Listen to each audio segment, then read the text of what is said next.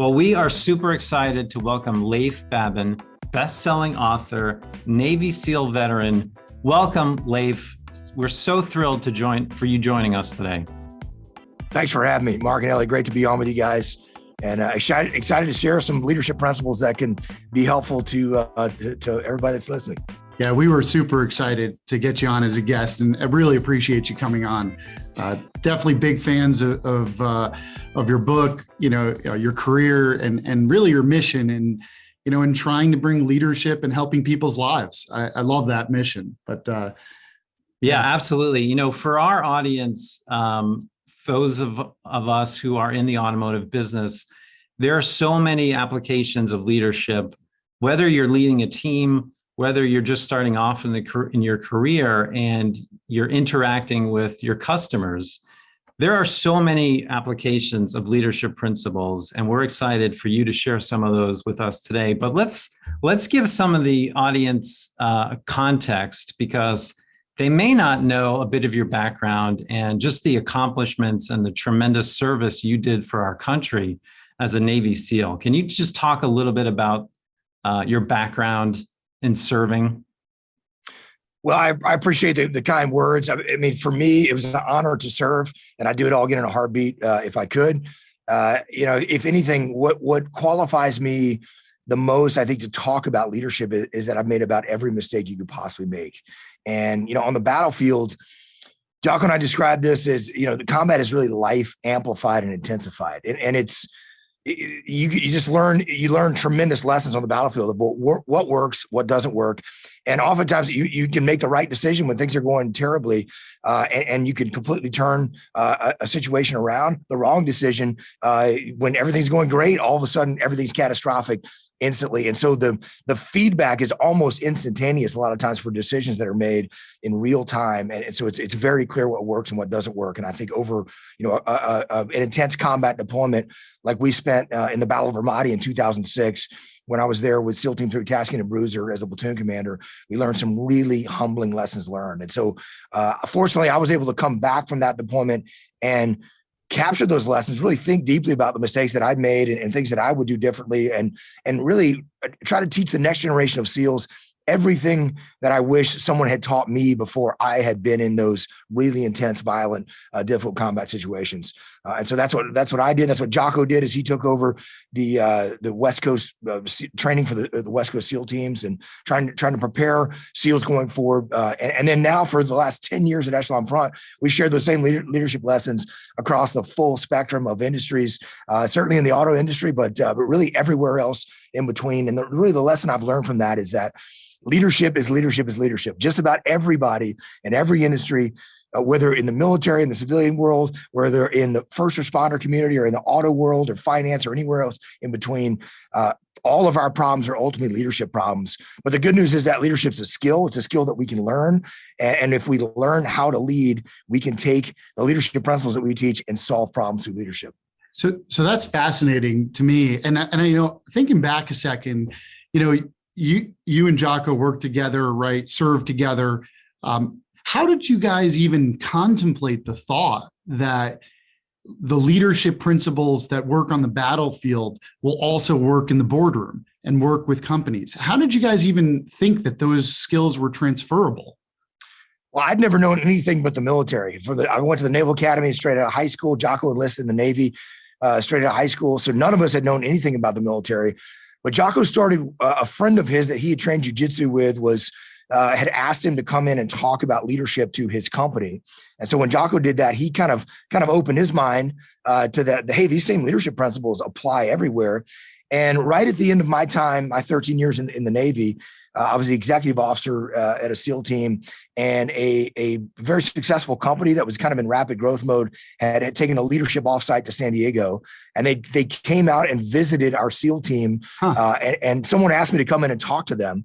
And so I came in and just shared some leadership lessons learned and passed on what we were teaching SEAL leaders. And they were kind of blown away by that. And they asked, we spent an hour more than we'd planned to spend just there asking questions and about how this would apply in this situation and what about this particular situation here. They were really shocked to hear that in combat leadership, the most difficult part of combat leadership is not about planning and executing missions under fire. It's about getting a diverse group of people with different skill sets and different perspectives and different egos, levels of ego to actually work together as a team in order to accomplish a strategic goal. And obviously that's something that applies everywhere in every situation.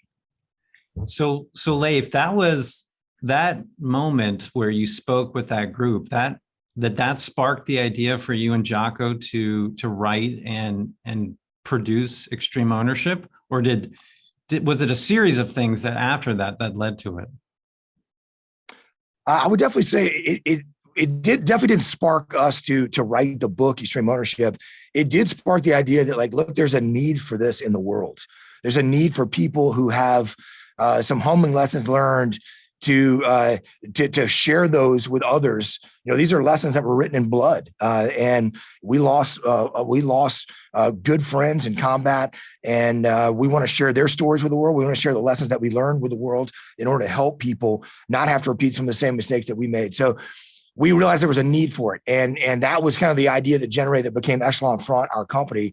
Where now, as leadership consultants, this is what we do: is work with clients and work with individuals at every level of leadership. And really, what sparked the idea for the book, Extreme Ownership, was a demand signal. As we worked with leaders, they kept asking us for, hey, can we have some reference material? When you guys are not here anymore, I'd love to have something that we can fall back on. So we started to write some documents and build some pamphlets, and it started to morph into what became a workbook, which was, a 150-page workbook, which eventually, we said, okay, we need to write this down in the form of a book and share it with people. And I think, if anything, what I'm proud of Extreme Ownership and the how it's resonated with people is, sometimes I get people ask me, like, well, what mistakes have you made in your career? I was like, man, read Extreme Ownership, read The Dichotomy of Leadership. Those books are entirely about the mistakes that we made and what we learned from them. Some of them extremely humbling and difficult mistakes. This is not about, hey, look at me. Hey, look how awesome we were. Look at all the great things we did. I mean, we use examples of the things that we screwed up and what we learned from it. Can you tell us? It's hard to write that stuff. Can you tell us one of those mistakes that just still resonates with you, that you took away and use still to this day to explain that concept? Yeah, absolutely. I mean, one of the ones I wrote about in chapter 5, which is about cover move, our first law of combat, which is really teamwork, about working together as a team, and not just within your little small team, but with the entire greater team, and even people outside your immediate team that you still depend on in order to be successful. And we use cover move all the time on the battlefield. We use it very successfully. But the time where I really learned this lesson, because failure is often the best teacher, the time where I really learned this lesson was we were in 2 different sniper overwatch positions, which means I had a small group of SEALs and some Iraqi soldiers in one location, and several blocks away was another small group of SEALs and Iraqi soldiers in a different location. And we were covering a big Army clearance operation that was going on in a very dangerous neighborhood. Heavily, armed enemy fighters were all throughout this neighborhood. And so after the clearance operation was over, my team was in a pretty bad position. We were further out from the nearest friendly outpost, which was about a kilometer or so away. And it might as well have been 1,000 kilometers. I mean, you're having if you're going to get ambushed and blown up, on every foot of that on the way back. So I really got sucked into this decision of, like, okay, do we stay here? Normally my standard operating procedure would be to stay throughout the day and patrol back under cover of darkness when we had night vision and things that gave us a little better tactical advantage. But we were in a really bad position. And I knew that the enemy knew where we were. We'd already exchanged some fire with them. We'd already engaged some hostile enemy fighters trying to attack us. So if they masked a significant attack on our position, this was a really hard position to defend. And so I had to make the call, like, okay, do we pull out right now? Do we call in Bradley fighting vehicles, which is like a small tank that you can load about 6 guys into the back of? That's an armored vehicle. But by the way, the enemy was blowing up these armored vehicles every single day, and with their most effective weapon, which was the IED, improvised explosive device, or roadside bomb. So they dig these huge bombs in the road and blow these vehicles up. So we made the decision of, okay, I need to go back. We're going to go back as fast as we can. We're going to extract from this building and So we made the call. Let's pull back, gathered everybody up very quickly, broke out of the building, patrol back. We tried to do a little misdirection so they didn't know exactly what streets and alleyways we were going to take. But we ended up getting ambushed and got in a huge gunfight. Thank God none of our guys got hit. We beat back the attack, and we were all kind of high-fiving ourselves about how awesome that was. Anytime you get in a big gunfight and you don't lose anybody, I was like, okay, we're all kind of jazzed up. And we get back to the nearby friendly outpost. And my chief walks up to me and says, "Hey, what are you doing out there?" I was like, what do you mean? What are you talking about? I was like, "Man, we just got a good gunfight. We didn't lose anybody. We, beat back that attack." I was like, feeling all proud of myself, right, as the senior leader in that element. And he's like, "Why didn't you leave that other Overwatch position in place? They had a perfect high, they had the high ground in a 4-story apartment building, and they could have covered you as you move back to the combat outpost." And immediately I just deflated my ego. I was like, "It's 100% right. There was no reason not to do that." And the only reason I didn't do that is because I got so focused on my little small team of people that I forgot about this other team, right, who was out there supporting me, and how that we actually had to work together. I think it was a big lesson for me to realize, a lot of us, it's easy to get sucked into what we're doing, our daily tasks, what we're focused on, and forget about the bigger picture, the other people that depend on us, the other resource that we can utilize to actually help us be successful. And for every leader, no matter what level you are in the organization, you need to be thinking about that all the time. It's not just about you and your immediate job, your immediate task. It's about the overall team and the overall mission that you're trying to support. What a fantastic story. Yeah. I think we've all can relate to that story where, you have the best of intent, right? But you kind of lose the big picture. And I think from a business perspective, I can tell you that's happened to me at least a dozen times where, I think I'm doing the right thing, but I'm really not considering the other teams and the bigger picture and how to use one team plus two teams to equal a bigger result than what anyone could accomplish alone.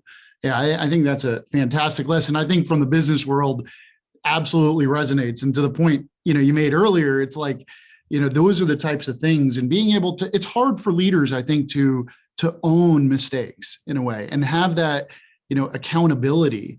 And is that something that you guys, that you've, that the military teaches you, or is that something that you guys learned and then applied in the book? Look, the most successful leaders that I saw in the military, they take extreme ownership. They don't make excuses. They don't cast blame. They don't point fingers. They don't wait for other people to go solve all their problems. They take ownership of problems. They implement solutions to those problems. They get those problems solved. They're able to put their egos in check. And that makes all the difference in the world. When they take ownership of everything in their world, every single thing that impacts their mission. And it's the same thing with leaders anywhere.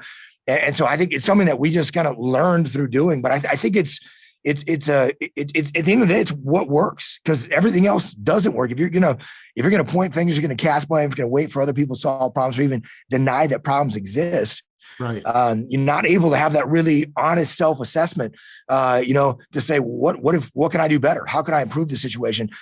I might be frustrated with Mark or Elliot here, but what could I do to improve the situation? What could I do to communicate better with them? What could I have done to actually build a better relationship with them? Before we got in a situation where we're under pressure, and I really need their support. So there's always something that we could do to improve. And the best leaders in any organization, in any industry, anywhere, they take extreme ownership. They get those problems solved. Yeah. And, I love what you said about failure is probably the greatest teacher. And it just makes me think of another concept that I know you've talked about in terms of being a good leader requires you to be a good follower. And can you talk a little bit about that concept and how it applies?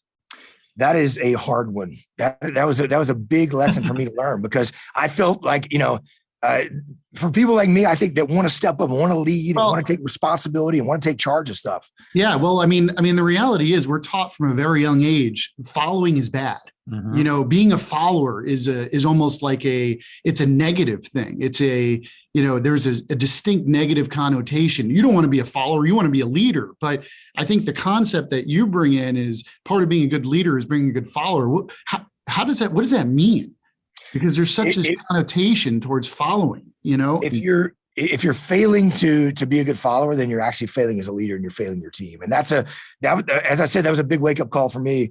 I always fashioned myself as I took pride in being the kind of argumentative, guy on the front lines that's making things happen despite, it has a bad relationship with the chain of command. And they just need to get out of our way and let us do our jobs. They don't know what's going on down here.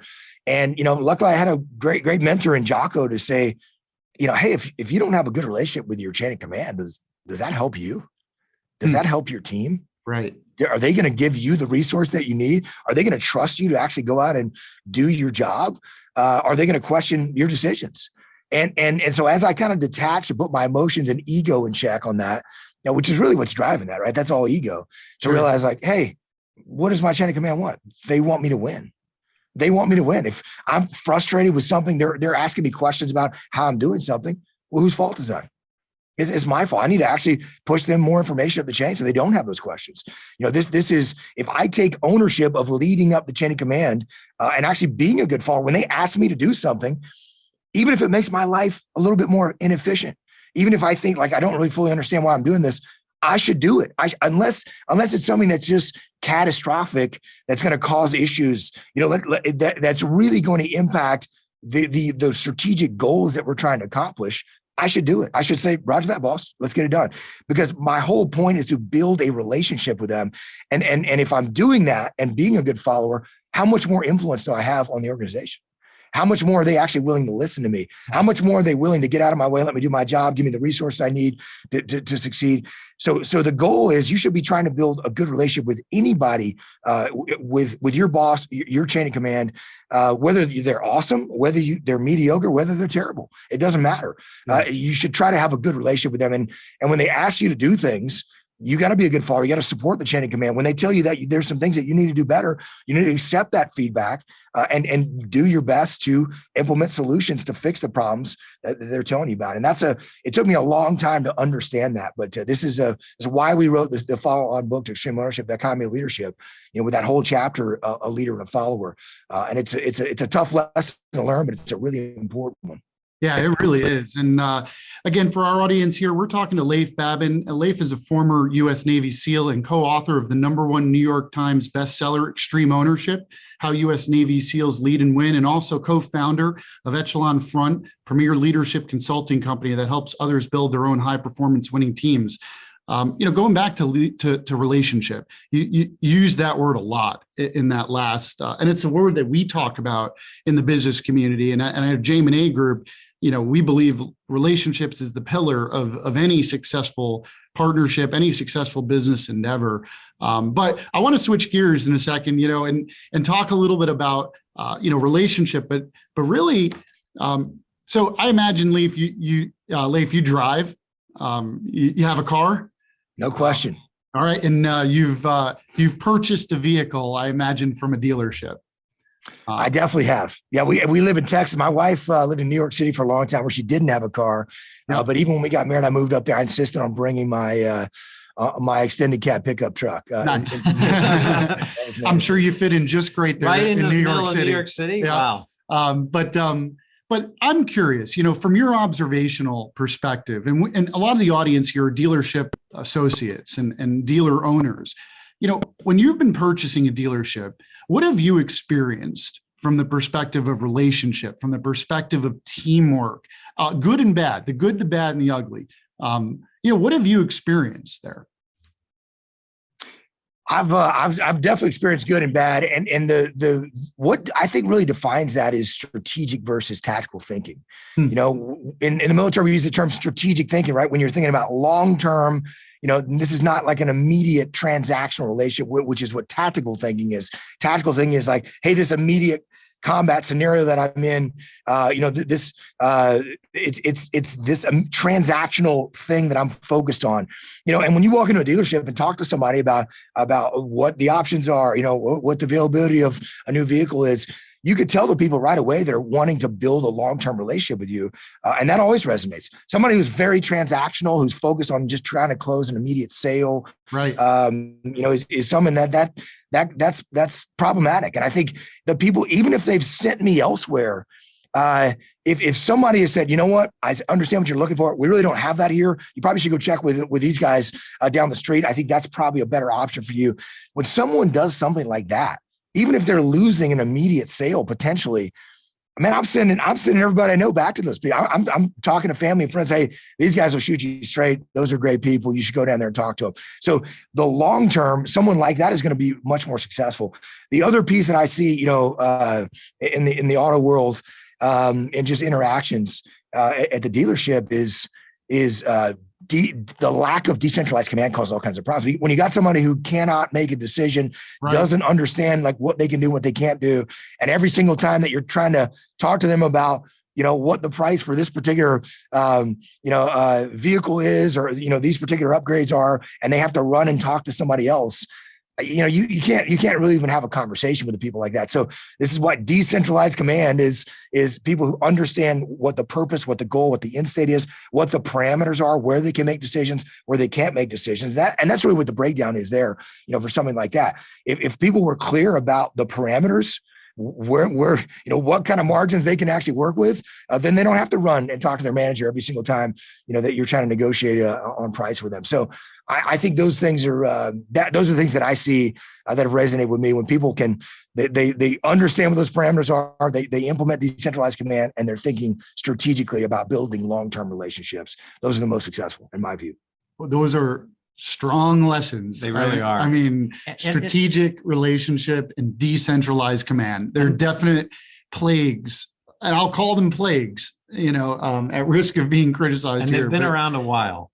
Yeah, I you mean, they're not plagues, but the way the dealership mentality of that tactical relationship, that close them and move on, that the hierarchical command where this person you're talking to has no authority, to actually engage and make to make a deal happen and to build a real relationship.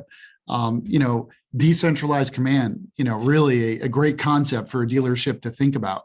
So Leif, on that note, what are some ways that a leader at a dealership could start to implement decentralized command? So I know you've talked a lot about commander's intent and the concept of being able to make a decision or act or interact with someone as if your leader was standing right next to you. But in most cases, that's not going to be the situation. So is that a concept that I think a lot of business owners or dealers can try to implement more with their teams? No question. I mean, if you have to do everything all the time, like your business can never grow, right? You can never scale. Like you can't, there's no way that you can close every transaction and support every customer. I mean, there's one person can't do that. So you have to use decentralized command. And what we hear a lot of times is leaders are like, well, I don't really trust my people. You're talking about decentralized command, but I don't really trust my people, to actually go make these decisions. They're just not capable of doing it. I don't trust them. And so then I'll say, okay, cool. Well, how often are you training your people? Right. How often are you actually mentoring them? How often are you putting them in situations? How often are you role-playing scenarios, that may be a little outside their comfort zone that you think they're not able to handle, so that they get comfortable and they become able to handle a situation like that? And the answer is usually never. The answer is usually never. They're taking no action to build that. So a leader, a manager at the dealership, an owner, that you have to take ownership of training your people, training and mentoring them. That's the only way that you're going to build up the trust and confidence that's necessary to implement decentralized command. And that is all about making sure that they understand not just what they're doing, but why they're doing it. And we call that commander's intent. The why is really commander's intent. And commander's intent is summarized by the purpose, the goal, and the end state that we're trying to achieve. And if people know that, and as I said before, if they know the parameters where they can make decisions, where they can't make decisions, they're able to execute with total confidence. I know exactly what the boss wants us to do. I can make decisions. I can even if it's above my pay grade, if I know, hey, that's outside the parameters where I can make decisions, I can at least make a recommendation up the chain of command. And now I'm giving my boss options on decisions they can make, which makes the boss's job way easier as a result of that. So it takes time, to get people to build up that trust and confidence, but it's never going to happen if you don't implement training programs where you're, role-playing situations, putting people in, to step into your role and make decisions. Hey, why don't you just kind of shadow me today, and I want you to make some of the decisions that I make and see what kind of information I need. And I mean, that helps people understand what the boss needs, what kind of information needs to be pushed his way, and what the perspective is, and what that purpose, goal, and end state that we're trying to achieve really is. Yeah, no, training, huge. And, obviously it's, it's interesting. You weave together a whole bunch of the concepts from the book, but, and we're going to get to America's favorite segment here, a sure thing, in a minute. But I want to ask you, one more question here in terms of how can some of our audience, I've had the opportunity to hear you speak. It's fantastic. I've read the book. We've talked a lot about the book, but what's next for Echelon Front? How do you guys scale? How do you bring this type of training to the masses? It's a great question. The way we're trying to do that is through a virtual training, through the internet. And we created a platform called Extreme Ownership Academy. And that's the way that we can reach leaders across the world. We've got several thousand members, most of them in the United States, but we have people in Canada and Australia and Europe and the Middle East and Asia. There's people from all over the world on that. I think we had 60 countries represented last time that I saw. So, if people are interested in that, they can check out extremeownership.com. It's a really cool platform. There's leadership courses that dive deeply into each of the concepts we're talking about here, as well as live Zoom sessions that we do where we answer questions from leaders who can ask us those questions directly, and they can get answers. And our goal is to help them solve problems. I mean, our goal at Echelon Front, our mission is to share the leadership principles that we learn on the battlefield as widely as possible with everyone around the world, so that they can make themselves better and make everyone around them better. Awesome. That's terrific, Leif. And we encourage all of our audience to check out. Yeah, extremeownership.com. I know I will be checking that out as well. So Elliot here alluded to our fastest growing segment that's really sweeping the nation of the podcast world. We're calling it A Sure Thing. And, Leif, we were trying to do some research on you to incorporate into our Sure Thing. And, our Cracker Jack research team is limited mostly by Wikipedia. And you may be the only author without a Wikipedia page. Are you aware of this? And is this a government issued situation where you are not authorized to talk about it? Yeah, I am aware that I do not have a Wikipedia page. My wife has a Wikipedia page. Your brother has a Wikipedia page. Yeah, we found your brother. Definitely. Yeah. All right. So A Sure Thing, our Elliot Shore here has a lot of opinions and a lot of hot takes. He has two today for you. And Leif, we want you to validate or challenge those opinions by letting us know, is it a sure thing or not a sure thing? All right. So Elliot, let's take it away. All right. Well, Leif, so, I've read a lot on leadership, if I had to distill leadership down to one trait, I would probably distill it down to the number one trait of leadership to me is listening and EQ. Sure thing or not a sure thing? I would say not a sure thing. And I think it's closely tied, but if I had to define one trait, it's humility. It's humility. And I think those are closely tied in. When you're thinking about listening, it's like, hey, maybe this person knows something that I don't know. So I think they're closely tied, but I would define it as humility. Elliot, I'm going to go with the Navy SEAL on this one and go with humility as well. All right. We're 0 for 1. We're 0 for 1. All right. All good. On to the second one. On to the next one. All right. Leif, you mentioned your pickup truck that you have. Now, as you probably are aware, or maybe not, electric vehicles are all the rage of the industry. And, you actually saw Ford announce a electric pickup truck coming. I have a prediction that Leif will be driving an electric pickup truck by the year 2025. Sure thing or not a sure thing? Not a sure thing. Not a sure thing. I'm pretty skeptical of the electric pickup truck. I like to use my pickup truck to go places where charging batteries would be very difficult. So, look, I've ridden in some electric vehicles that seem really cool, and people that I know them really love them. But I think I'm going to be sticking to the gas-powered vehicles, and probably a lot more horsepower as a result. All right. Well, clearly some range anxiety there on Leif's mind. So there's a term for that in the industry. It's called late range anxiety. But I got one more for you, and I'm gonna make a gander here because I know you're a Texas guy, and I love college football, and I'm not sure if you're a college football guy, but I'm gonna go out on a limb here. I've been reading a lot about the Texas A&M football program. They had the #1 recruiting program in the league in this year. Mm-hmm. And I'm going to go out on a limb and I'm going to say Texas A&M is going to win the national championship in 2022 here. Sure thing or not a sure thing, Leif? Man, that's a tough one. I don't think that's a sure thing, but I think winning the national championship is extremely difficult. There's a massive rivalry in Texas. I probably would have gone to A&M and been in the Corps if I didn't go to the Naval Academy. So I'm always happy to see the Aggies do well.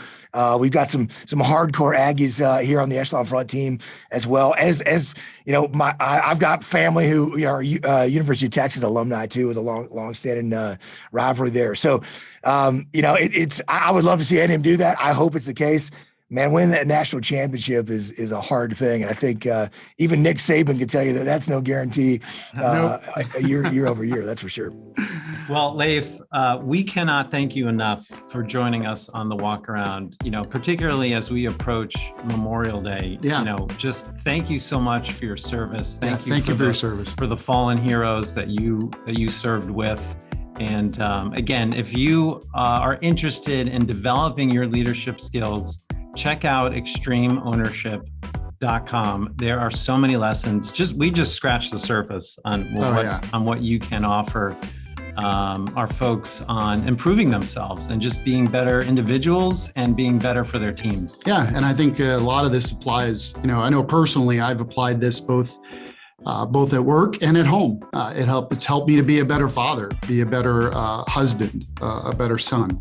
And so I appreciate everything you're doing there. It's great stuff you guys are up to. Again, appreciate your service and thank you for coming on, Leif.